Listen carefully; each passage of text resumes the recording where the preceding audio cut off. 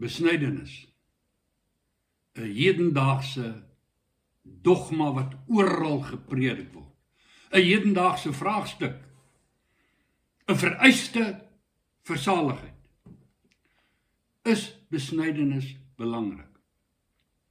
Ek wil sê uiters belangrik. Dit is 'n vereiste vir saligheid. Maar jy moet die storie in konteks verstaan.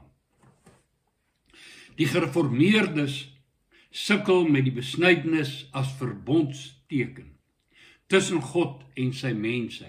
Reken dat die kinderdoop, die besprinkeling van kinders, het in die plek daarvan as verbondsteken gekom. Lyf jou in by God se volk, sê hulle.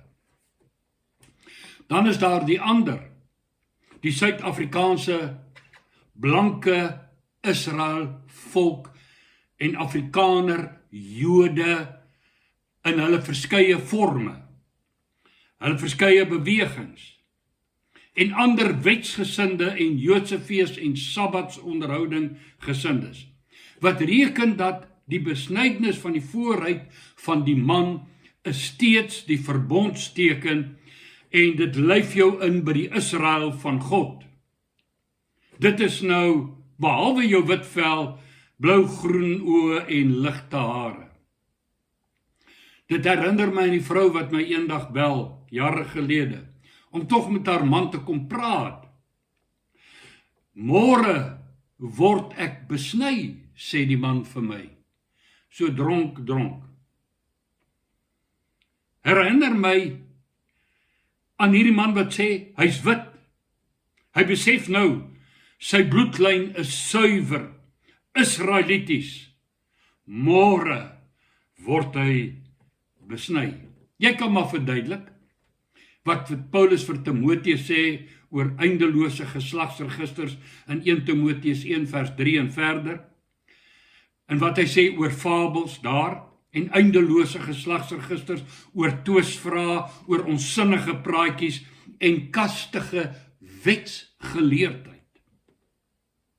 Nee. Die onsinnige praatjies en fabels het hom oortuig.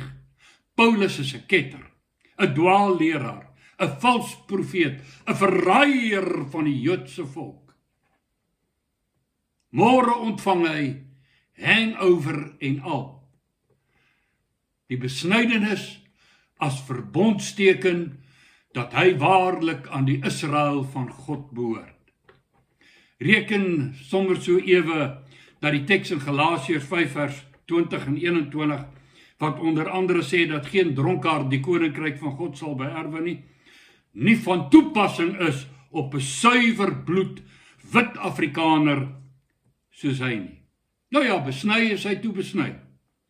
En seker sy eerste belewenis van helse pyn vir 'n week of wat ervaar, want besnydenis vir volwassenes is nie dieselfde as besnydenis op die 8ste dag van jou pasgebore lewetjie nie.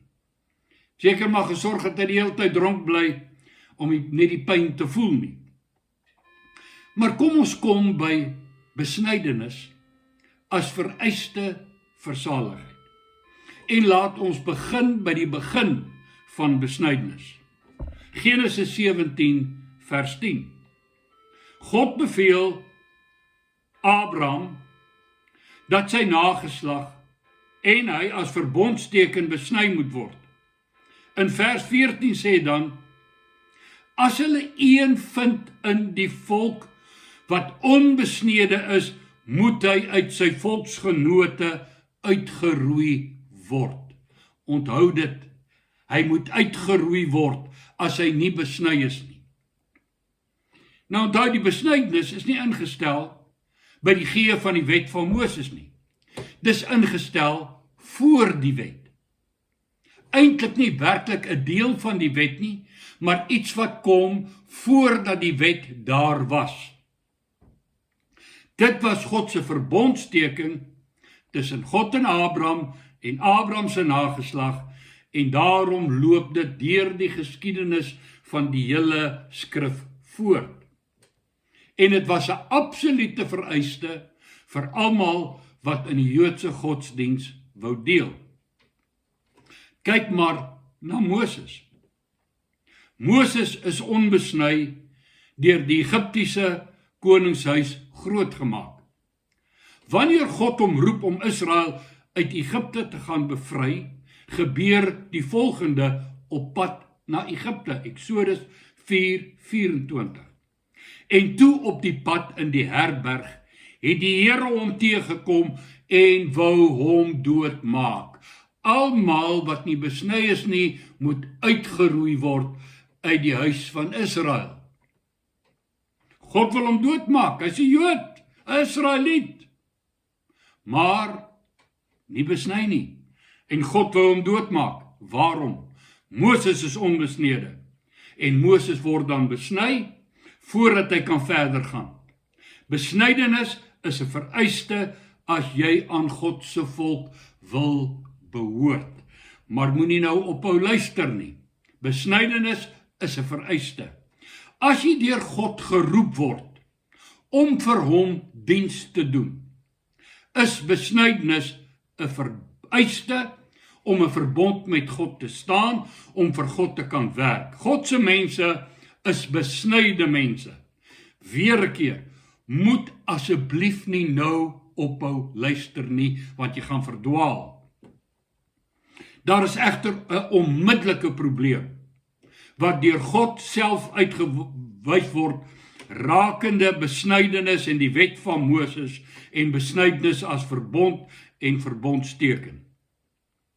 Die fisiese verbond of die fisiese besnydenis maak geen verskil in die praktiese lewe van die mens of in sy hartsgesindheid teenoor die Here en die wil van God nie. Die teken verander die mens nie geestelik nie.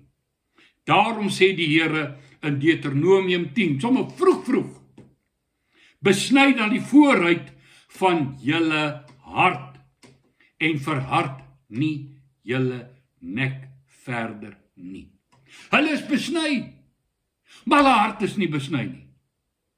Hulle nek is styf teenoor die Here. Sommer vroeg in die wet. Wat sê die Here? Julle liggame is besny, julle harte is onbesnede. En dan Deuteronomium 30:6. En die Here jou God sal jou hart besny, en die hart van jou nageslag, om die Here jou God lief te hê met jou hele hart, met jou hele siel, dat jy kan lewe. Wat sê Jesus? Ek het gekom, dat hulle kan lewe en lewe in oorvloed hê. Jeremia 4:4. Besny vir julle vir die Here, en verwyder die onbesneedheid van julle hart. Manne van Juda en inwoners van Jerusalem, dat my grimmigheid nie soos 'n vuur uitgaan en brand sonder dat iemand kan blus nie. Weens die boosheid van julle handelinge, hulle liggame is besny, maar hulle handelinge bly boos. Jeremia 9:25. Kyk, daar kom daar, spreek die Here, dat ek besoeking sal doen oor almal wat besny is, wat nogtans onbesnede is.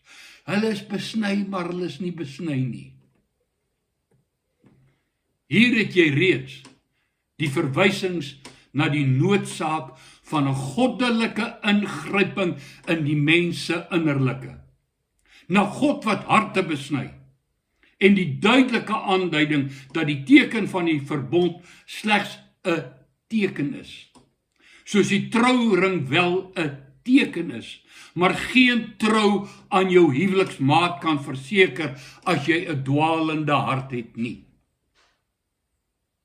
Dit is 'n simbool, 'n skaduwee van dit wat kom in Christus Jesus. Daar moet iets gebeur, iets innerlik gebeur. Daar moet, soos Dawid bid in Psalm 51, 'n rein hart in die mens geskep word as 'n daad van God. God moet die hart van klip kom uithaal en 'n hart van vlees insit en maak het ons in sy weë wandel en sy wil en sy wet. in ons harte skrywe. Jeremia 31 tot 33, Esegiel 11, 19 en 36, 26. En dan kom ons in die Nuwe Testament. Die besluit van die disippels in Jerusalem. Die wat oorgebly, die apostels, afgevaardig deur Jesus, geleer deur Jesus. Daar ontstaan 'n vraag. Hulle word gevra, kom ons noem dit by 'n synode, 'n plek waar hulle as die leiers van die nuwe Christelike kerk byeenkom. En dan in Handelinge 15:24 staan dit: aangesien ons gehoor het, dat sommige wat van ons uitgegaan het, hulle het uit die Nuwe Testamentiese kerk gegaan. Hulle sê, aan wie ons geen opdrag gegee het nie. Julle met woorde ontstel, en julle gemoedere verontrus, deur te sê dat julle besny moet word en die wet moet onderhou. En dan word die mense in Antiochië ingelig, dis nie nodig om fisies besny te word en die wet te probeer onderhou nie. Waarom vra jy? As 'n verbondsteken en besnydenis so uiters belangrik is, wat het verander? Maklik, baie maklik. Die nuwe verbond, die Nuwe Testament het gekom. En as ek sê nuwe verbond en Nuwe Testament, verwys ek nie na die skrywes wat deur die apostels gedoen word in wat ons ken as die Nuwe Testament geskrifte nie. En dit staan so bekend, maar dit is nie die verbond nie. Die Nuwe Testament as versameling skrifte verwys na die verbond.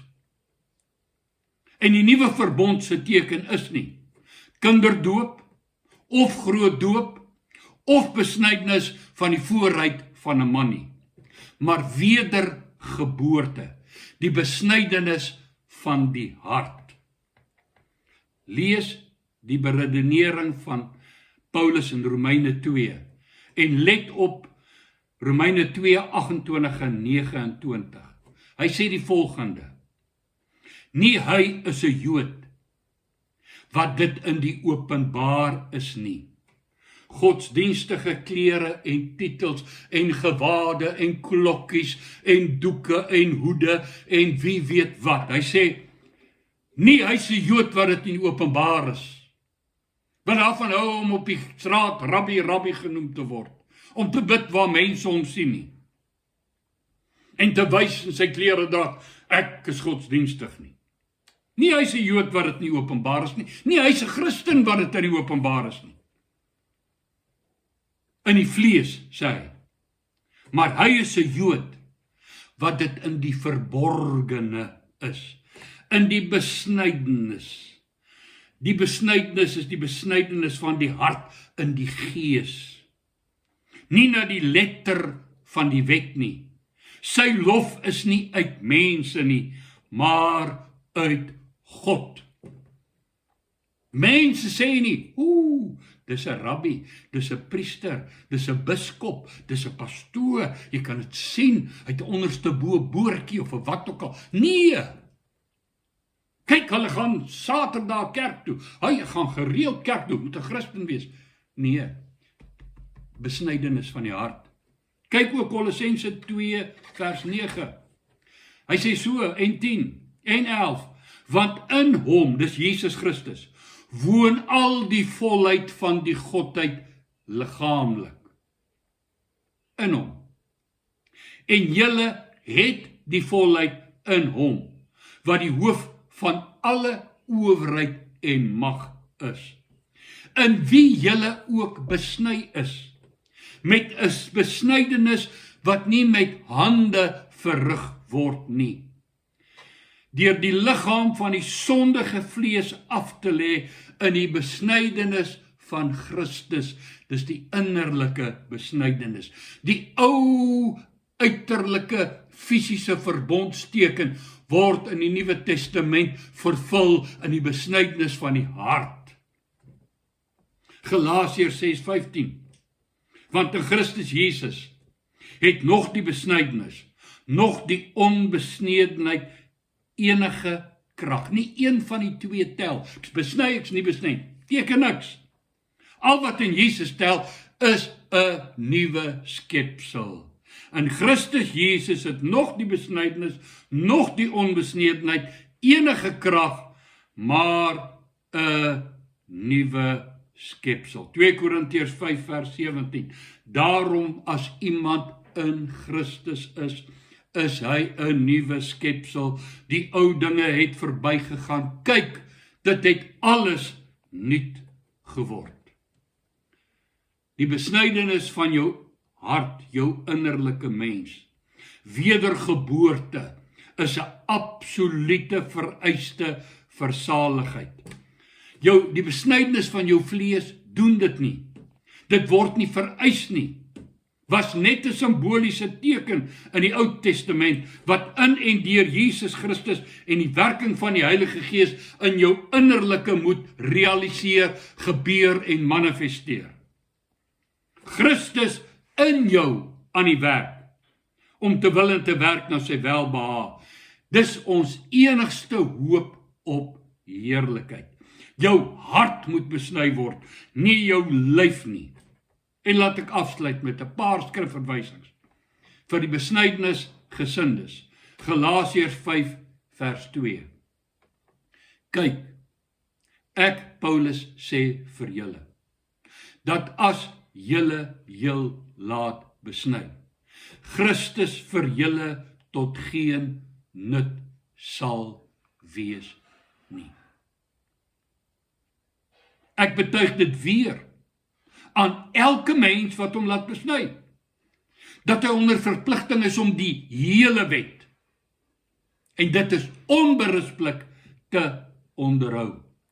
Julle wat geregverdig wil word deur die wet, is losgemaak van Christus. Julle het van die genade verval. Elke keer as ek hierdie mense se goed lees, dan sien ek hulle is losgemaak van Jesus. Hulle hoofopskrifte is altyd hierdie twak. En heel agter is 'n aanhangseltjie. Ja, Jesus het vir ons sonde gesterf. Jesus is nooit prominent, hulle is nooit opgewonde oor hom nie. Wat hy het om te vertel is Sabbat, besnydenis, fees. In steede van Jesus red, hy verlos, hy doop nog met sy gees. Julle wat geregverdig wil wees deur die wet, is losgemaak van Christus. Julle het van die genade verval. Probeer met 'n vervalste kaartjie op 'n trein klim, of 'n vervalde kaartjie. Probeer met 'n vervalde kaartjie op 'n vliegtuig klim, op 'n bus klim. Hulle gooi jou af. Wat sê hy? Want ons verwag. Vers 5. Deur die Gees.